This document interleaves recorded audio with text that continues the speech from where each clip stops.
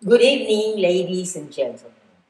Tonight is a night of nights because tonight is the realization of all the unfolding events since I started my University of the Philippines PhD dissertation published as Pamatalaan ang pagbubukas sa tipan ng mahal na ina or as I translated it in my presentation to national and international audiences as sacred prophetic politics, the unfolding of the covenant with the Great Mother. Tonight, as I said, is the fulfillment because in this blessed space, a sanctuary, or more known as the Digong Temple, dedicated to virtue, since 2021, when I was granted the grace to have known Master Thomas Lega, Master Jennifer Lee, and of course Master Carl. It actually began in September 2021. And the message of the DNR Interfaith Pamatalaan Pilgrimage Mother to me is I want to go home to this blessed space and henceforth to be called and to be known as the Mother of Mercy, Mother of Interfaith Graces. So now, how will we experience this fulfillment? We have the documents to prove that beginning tonight, May 15, 2022, the vision to create and write the new sacred prophetic history of the Philippines with saints and heroes will begin.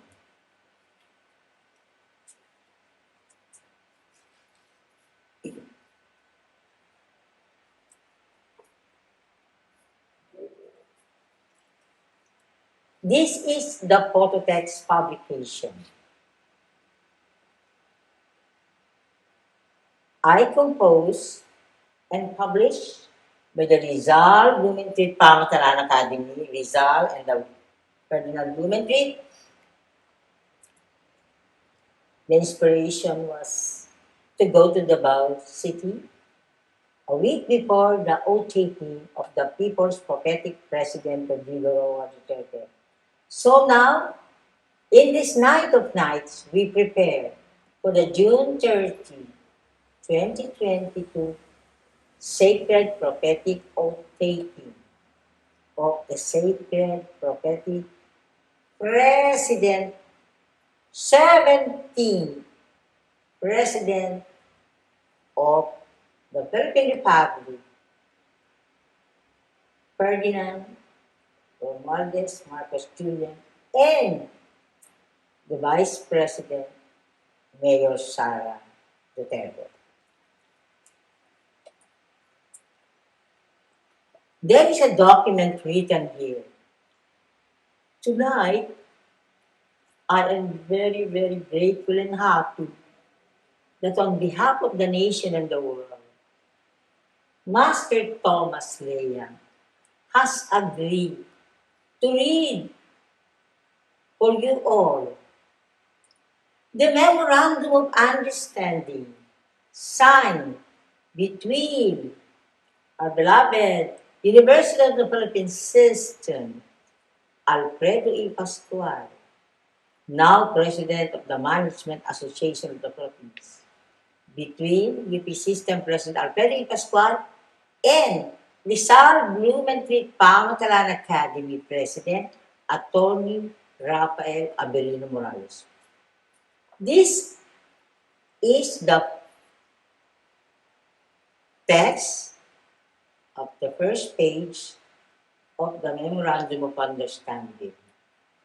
Before you, compatriots, wherever you are, especially to our beloved UP alumni, take note that The University of the Philippines is a beloved University of the Philippines, not just for the students studying in UP system, but for every Filipino, for every student, learner, and teacher, and extension worker.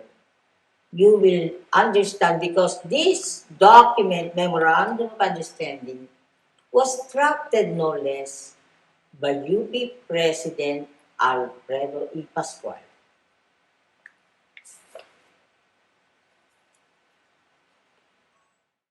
Memorandum of Understanding.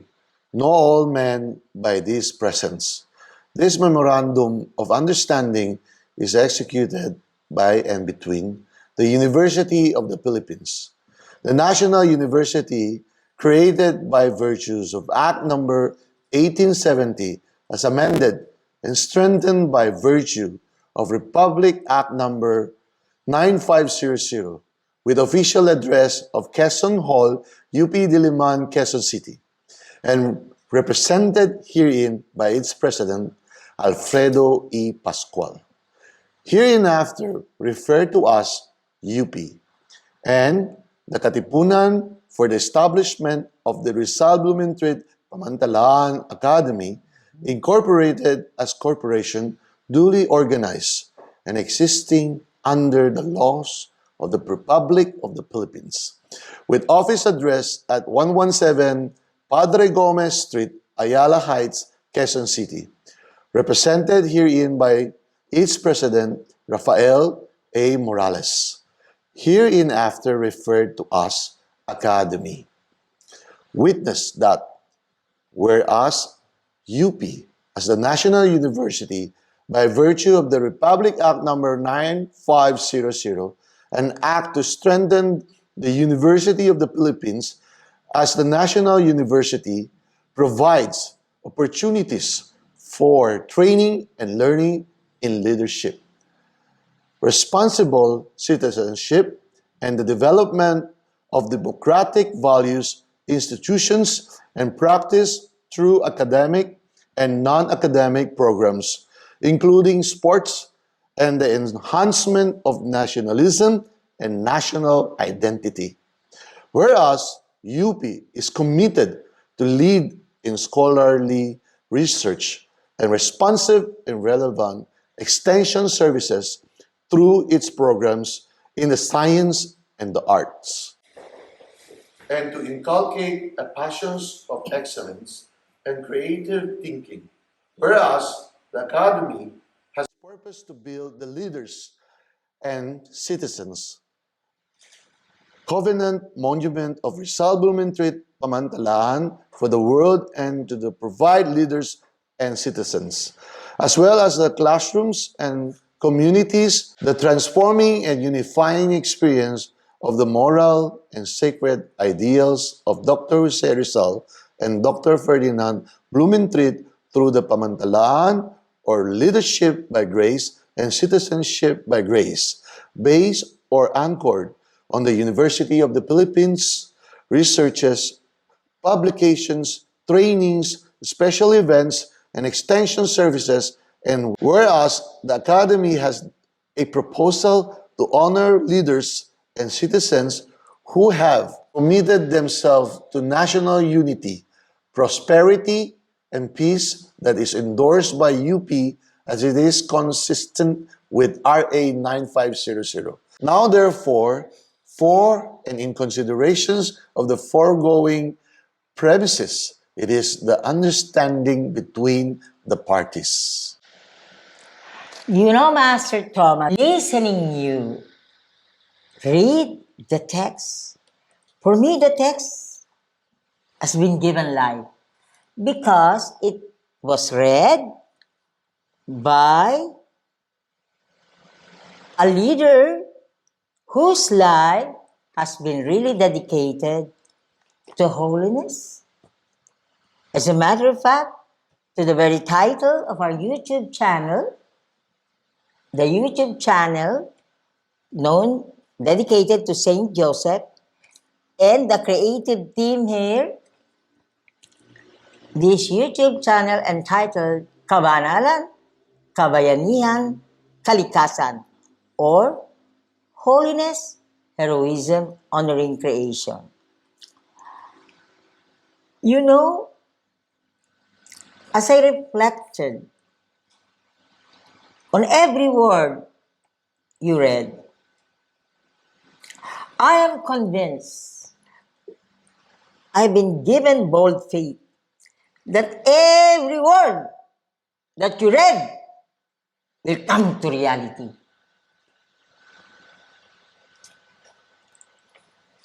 So now,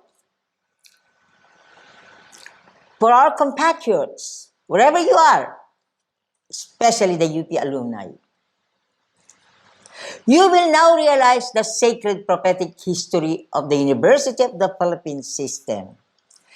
The very text composed by our University of the Philippines system President Alfredo E. Pascual, the very text is the very core of the BBM SARA Administration in the Philippines for the world. So tonight is a very fitting tribute.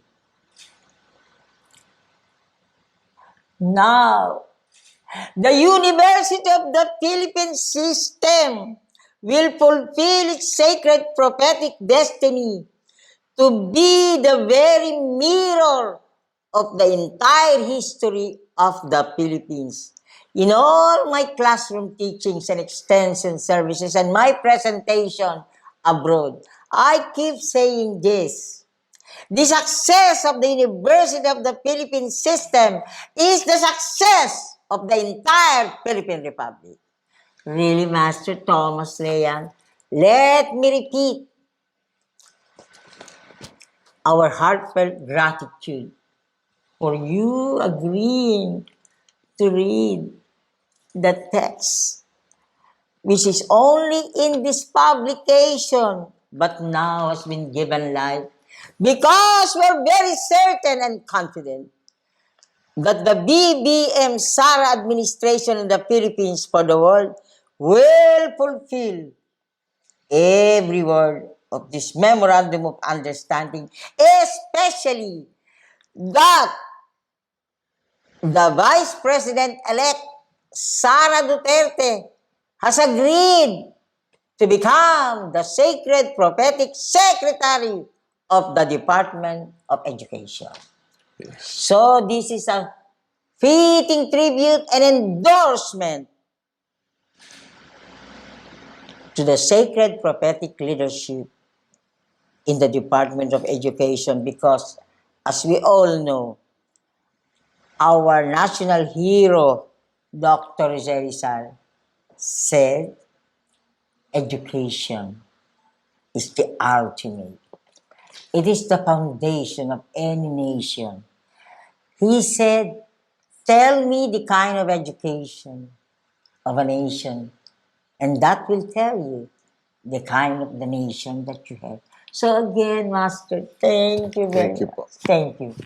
And now I will go to the next document, the poster of the photo text publication entitled Federalism as Prophesied by Saints and Heroes. I will get it now and allow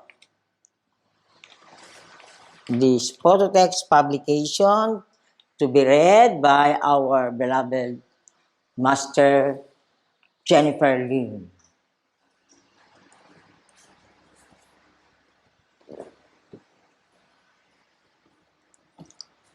I will first explain it, show it to our public. Yes?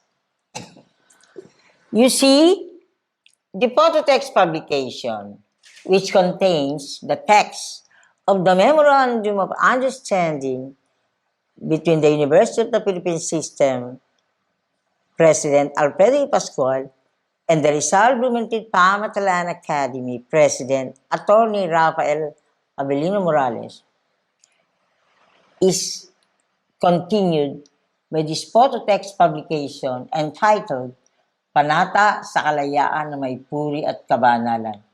Federalism as prophesied by saints and heroes. You see, in my research, I discovered that what I've been doing has already started by the University of the Philippines, because I discovered that in front of Barasoain Church, the seat of the Malolos Congress, the first Congress in Asia for that matter, is marked the importance of the Malolos Congress, which also establishes the sacred prophetic foundation of our Congress, has been marked by the University of the Philippines. This marker is just in front of the Baraswain Church in Malolos. So, may I please request our dear Master Jennifer Lim to please read what is on the text of the UP pilgrimage marker. Panata sa kalayaan na may puri at kabanalan. Federalism as prophesied by saints and heroes. Church of Barasoain. This church housed the Revolutionary Congress, which was inaugurated on September 15, 1898. Pedro A. Paterno was president. It was here that the Congress, among other measures, discussed and approved the Malolos Constitution. Gratefully recognizing the significance of the events that occurred here, the University of the Philippines made a pilgrimage to this spot and placed this marker on National Heroes Day, the 30th of November in the year of our Lord 1938, and of the Commonwealth of the Philippines, the 4th. Ang simbahang ito'y siyang ginawang lipunan ng Kongreso Revolusyonaryo na pinasinayaan noong ika-15 ng Setyembre 1898. Si Pedro A. Paterno ang naging Pangulo. Dito rin pinagtalunan at pinagtibay, bukod sa iba't ibang panukala, ang Konstitusyon de Malolos. Bilang pagkilala sa dakilang kahulugan ng mga bagay na dito'y nangyari, ang Universidad ng Pilipinas ay naglakbay dito at inilagay ang tandang ito ngayong araw ng mga bayani ng bansa. Ika-30 ng Nobyembre ng taong ng ito ating Panginoon 1938 at ika-4 naman ng malasariling pamahalaan ng Pilipinas. Thank you, Master. You can hold it, Master Thomas Leang and Master Jennifer Lim. You see, as you were reading the text, what was the inspiration for me now to end this intimate but very sacred moment? It is for me to sing Bagong Lipunan, because now you will now remember ang Bagong Lipunan as the kilusan ng Bagong Lipunan, the trademark, the signature song of the kilusan ng Bagong Lipunan, because now it will, every word of this song will now have a meaning for each one of us. If I remember it correctly, may bagong silang, may bago ng buhay, bagong bansa, bagong galaw, sa bagong lipunan, nagbabago ang lahat, tungo sa pagunlad, at ating itanghal, bagong lipunan.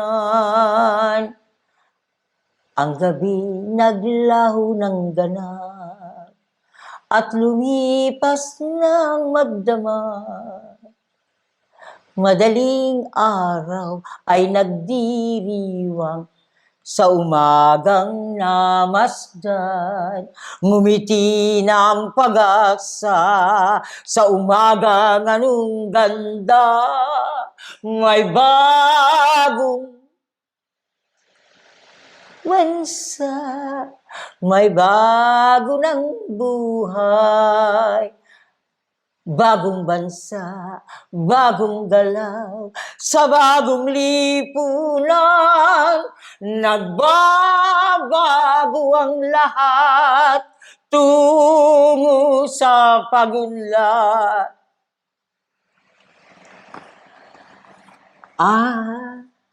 Ating itanghal, bagong lipunan.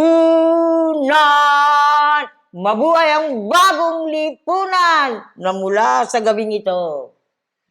Mayo 15, 2022 ay tuluyan ang isinilang.